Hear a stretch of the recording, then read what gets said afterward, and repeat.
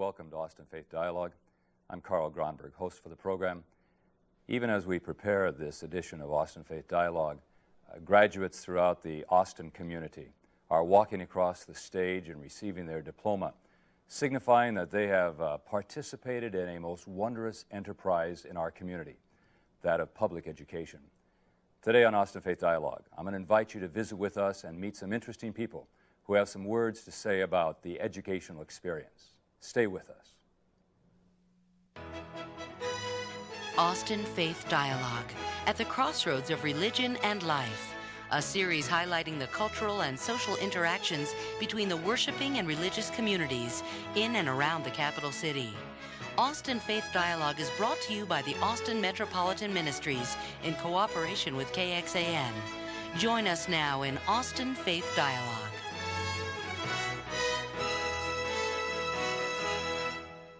Austin is a community dedicated and committed to education.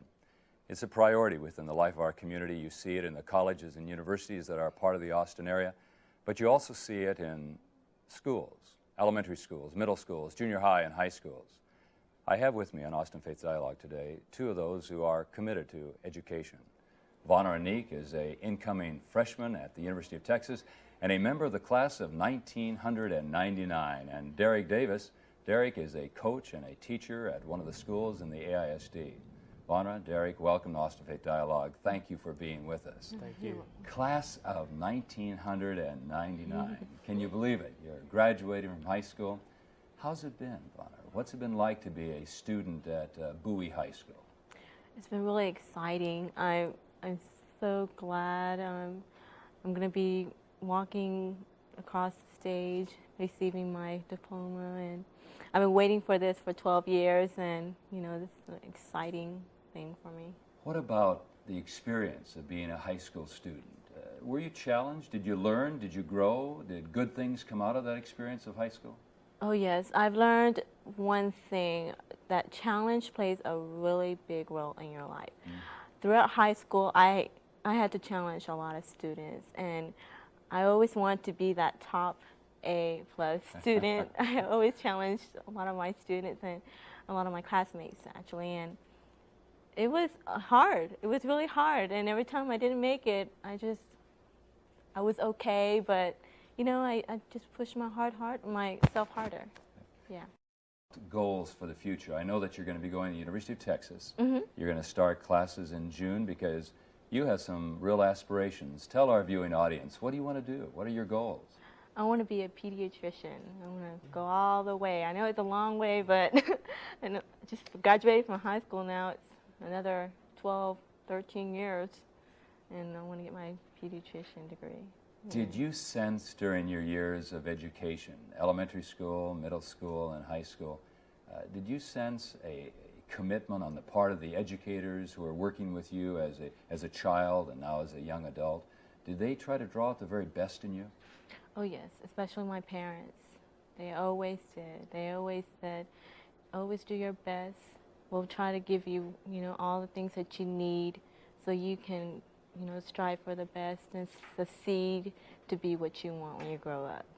When we come back to you, I want you to tell us a little bit about your background and where you came from, because I think you are one of those shining lights in the Austin community of young people who can really make a difference in the future, because you made a difference thus far for your family and also for your school. Derek Davis, how is it going? It's going okay. How Education you doing, all right? I'm doing great. Yeah, I'm really glad you're on the program. Yes, thank you. Are you enjoying being a teacher? Yeah, I really do. You mentioned earlier in the show about this being the time of the year with graduation and everything, and I think if anything, I think graduation kind of culminates years of preparation, and not only as far as academics, but as citizens in this society. So I enjoy teaching. I enjoy what I do. You are a product of one of the high schools in AISD, Austin Independent School District. Then you went off to college, and now you're back teaching. What are the differences, having been a student, being around the teachers, and now you come back as a colleague, as one of the faculty? What are some of the changes you've seen since the days that you were a student? Well, the first thing is, I guess, you got to get comfortable with some of your old teachers being your colleague now and call them by their first name. But I think one of the biggest things is society is a little bit different than it was when I was back in school, meaning some things that are seen, some things that are expressed are a little bit more open than it was just a few years ago. I graduated from Reagan High School in 1990, so, and I also returned to teach there, so I had that feeling of coming home. You have a real sense and a belonging to a community. In your particular school, where you graduated and now where you're teaching, is there that sense of mission and being involved in the educational enterprise? We know that we don't succeed with every student. Some of them aren't able to stay in the process, but what is your analysis of what's going on these days?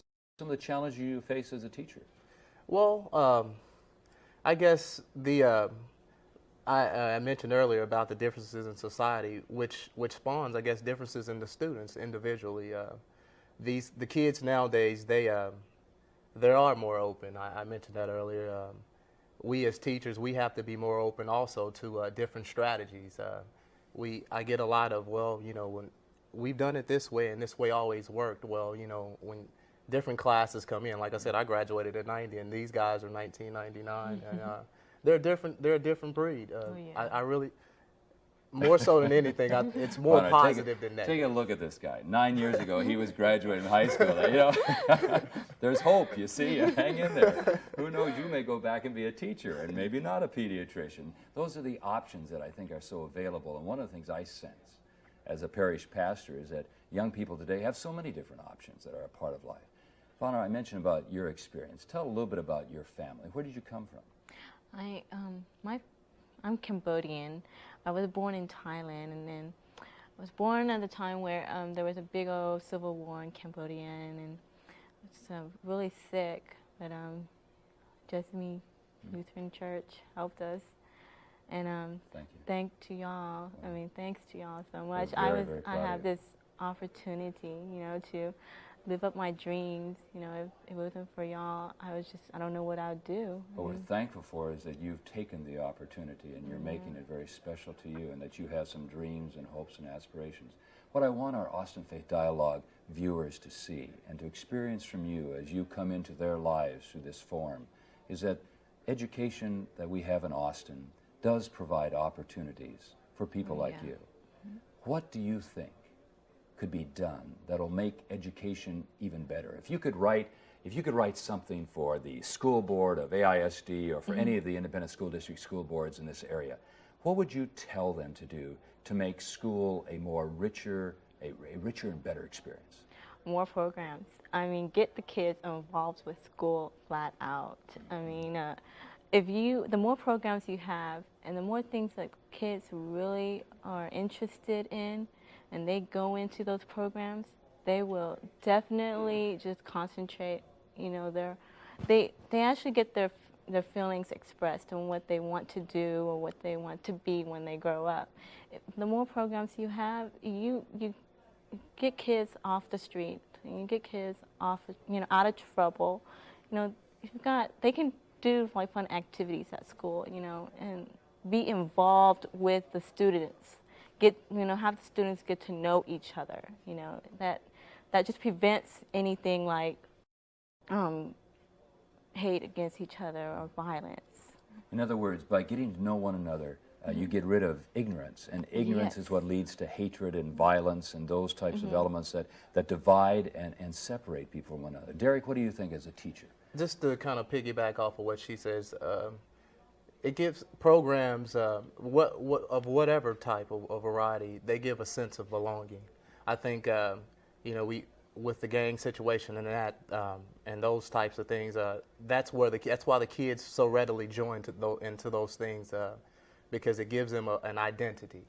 And I think the more programs we create, whether it's after school programs, whether it's during the day, I think what they'll do is they get the kids.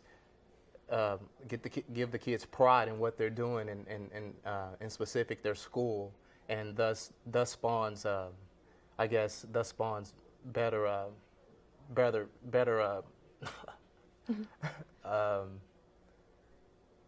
What is the word? I guess it gives the kids a chance to be a part of something, and then it gives them a chance to express their feelings, like you mentioned earlier. What I think, Derek, is there's no greater time than when these students walk across the stage with all the pomp and ceremony that's going on, with parents and family out there saying, "Yay, we're proud of you," that type of thing. And it says something also about our society. There are a lot of people who discount youth. They discount educators. They say they're not doing the job. I'm wondering about that. Do you think youth of today can do the job, Vanara? Do you think that your generation is up to the tasks and the challenges that are ahead of you? It's depending on how their schools are built. I mean, I know Bowie students definitely will. We have really tough teachers, and they always pound us to do our work, and if we don't, you suffer the consequences. And we know that it's a hard life, and if we don't get our education, we're going to be living a really hard life without it. So what you're saying is the support of parents and family, that value system, and also demands put on by the educators so that they will be able to produce. Derek, what about you? Do you think the young people of today and the educators of today are up to the challenges? We've got a changing world. Technology is in. Are we up to the challenges? Yeah, I think we are up to the challenge. Graduation, once again, signifies that. I think one of the things that we need to do as far as educators is we need to offer some incentives for young people like herself to get into education. Thus, we get the best of what's out there, so to speak. Hold in front of them the opportunities, because high school graduation is one of the steps along the way. It's not an end in itself. Is that correct? Yes, sir. Because for you, Vanna, it's going to be a stepping stone to higher education, right? Yes. And for you, Derek, it's an opportunity to go back and to teach. If you were going to do anything, Derek, to improve the schools of our community, Vanna has said that more programs. What would you say? Well, I would get involved with the individual campuses. We have 10 different high schools in this city, but those high schools, they all have different needs. Bowie's needs are a little bit different from Reagan's need. I think we need to pinpoint precisely more what it is that each campus needs and work toward making the individual campuses better. Are you pleased with what you're doing? Yes, I love it. I'm also a coach, so that in itself is pure teaching. I really enjoy what I do. I could be in other professions making more money, but the reward of seeing the kids graduate and those things are I want to say great. this. Is coaching more than winning ball games? Yes, yes. Yes, I coaching want is more everybody than to hear winning that. ball All games. right. So all you parents, coaching is more than winning ball games. We're very proud of you. Thanks a lot for being a part of Austin Faith Dialogue, and we wish Vanna the best for you as you go on to the University of Texas, and Derek, the very best in your teaching as you share yourself and your wisdom with the students.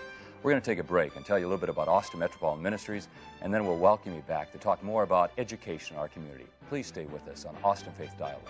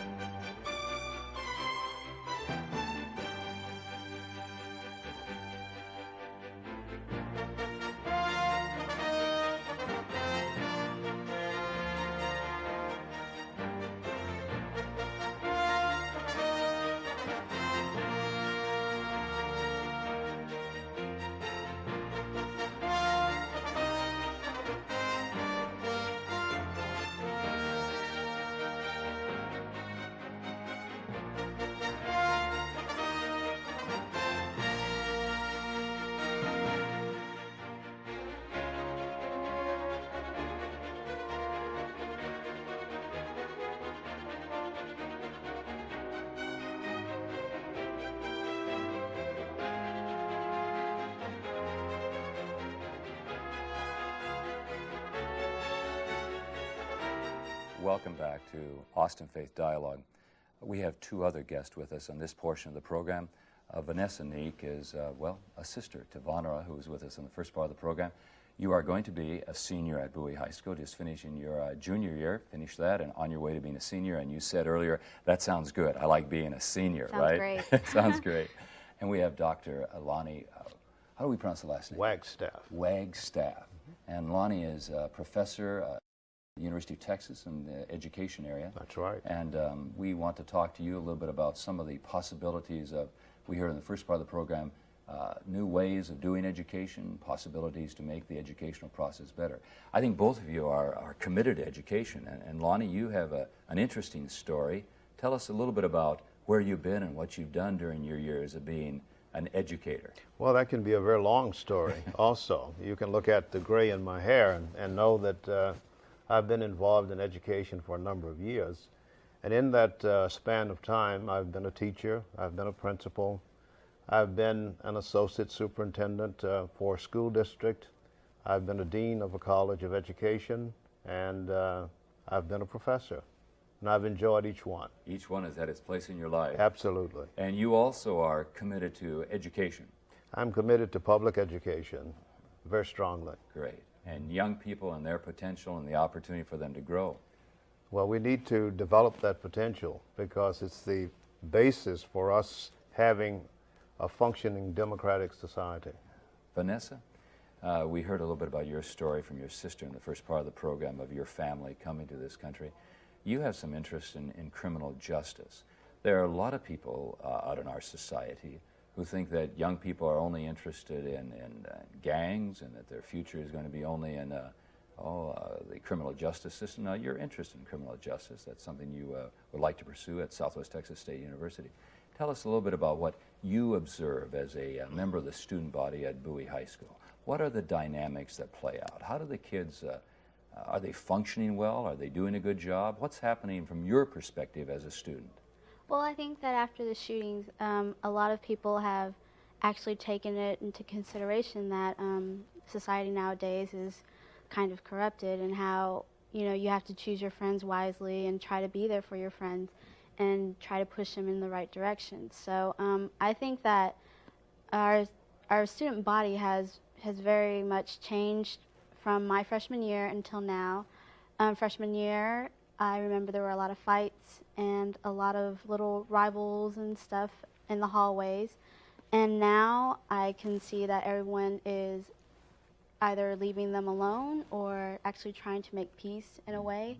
And so I think that it's kind of like a wake-up call for our student body, and we are taking it very well, and we are very, very sorry about what happened, but I think that it was something we needed. The tragedies that have happened in our nation then in 1999 are, to you as a student, a wake-up call to the rest of the students to realize that we need to work at making our college and high school campuses work as a place of learning. What are some of the things that public education is facing? What are some of the challenges in light of what's been happening this year in 1999? And then where can we go with this? What are some options for us? Well, the challenge is that of redesigning schools and redesigning education so that we can keep up with the changes that are occurring in our society. We developed a system of education many years ago, several decades ago, and we still basically follow that kind of education. Some people refer to it as the factory model of education. Well, schools ought not be producing products. Schools have a responsibility to help young people understand who they are and to help them develop their potential so that as they think about their future, they can make the right choices in terms of what their abilities will enable them to do and give them an opportunity to function productively in our society. You've heard this professor from the University of Texas, Vanessa, talk about what schools are about and what they need to do. But schools don't exist in isolation, do they? In order for that to happen, for your school, for instance, or any high school in this country, to be able to help you, the student, to develop your potential, what are some of the other factors from your experience and the experience as you listen and watch and interact with your classmates? What are some of the other needs that you as a student have besides just a campus, a building, some teachers, and books? Well, all the little programs, like my sister said in the first segment, they really help. And I have role models at my school, like Mr. Hill, and then my coaches. They've always sat down with our class and talked to us and or one-on-one, they'll talk to us about everything. And I think that, having my teachers as role models, trying to tell me that all this tragedy, there's a reason behind it, and just talking with me, basically, that's what I really, really need. And basically just role models. Encouraging you through their modeling to realize that someone cares about you, that people need to know they care. Lonnie, is that a possibility? Are the schools too big these days? I know the school in Colorado is a couple thousand students, and we have schools bigger than that in Austin. We have schools smaller than that in Austin. Is that model able to convey what you were saying earlier? It can do that, but it takes creative thought and it takes creative organization for it to do it. There's no reason why a school with more than 2,000 students can't be organized in a way that you have smaller communities within the school. I think Vanessa is alluding to the fact that there's a need to have a sense of community within schools. There's a need to know that they are basic relationships, because all humans have a set of human needs that must be met. And we look for those needs to be met in the organizations that we are a part of, our families, our churches, our schools, etc. And so we need to be organized in a way to make certain that they are deep, close relationships, so that all students can have an opportunity to interact and recognize that there's someone who cares about them, someone that they can go to, that there's a place for help and assistance if they want that and need that. I like that. This year is an anniversary for my high school class. And I look back upon those days with fondness. Now, not all of them were really pleasant. I had some challenges, and not everybody was nice to me, and I suppose I probably wasn't nice to everybody else. But those high school days, I think, helped to shape me and gave me a sense of my identity. Vanessa, how about you? Would you agree with that? Have these days, and are these days that you're a high school student, are they helping you to develop who you are as a person, and do you have a sense of community at Bowie? Oh, very much so. I remember in middle school, I was kind of like the rough, kind of making fun of kids and trying to be with the in crowd. And I was all about trying to be with the in crowd. Never made it though, but I always tried. And then when I hit high school, I noticed that I needed to be who I was and do what I want to do. And I realized that I'm actually, sweet.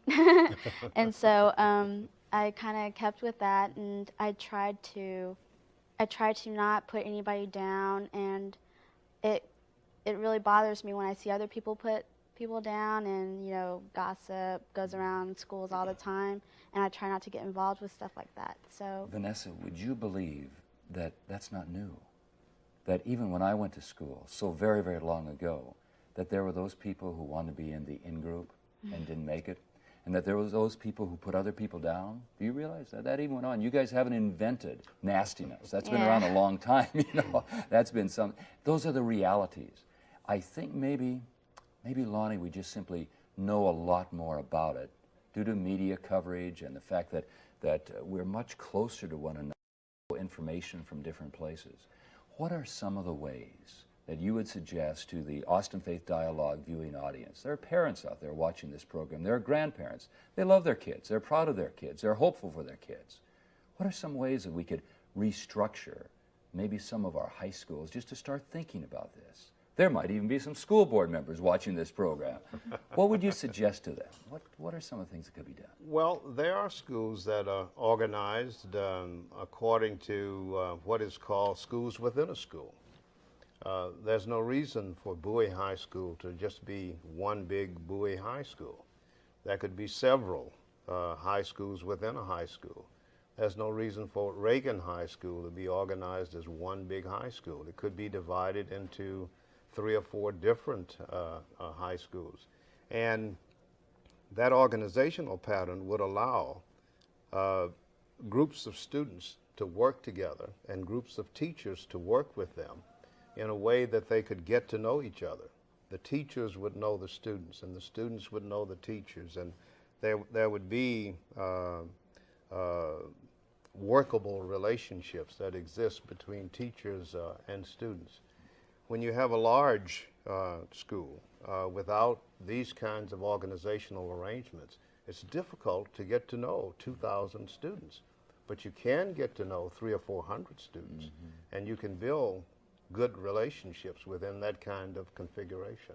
Could you still hold together the wholeness of the particular school? Absolutely. Even though you would have, I'm thinking of some of the colleges that we know of and universities, that they have those types of houses, if you will. I'm not thinking of fraternities and sororities. I'm thinking where they call them schools within the greater school, and in that process still keep the sense of the college or of the university. There's something, and we'll come back to Lonnie if you have something else, but Vanessa, are you afraid?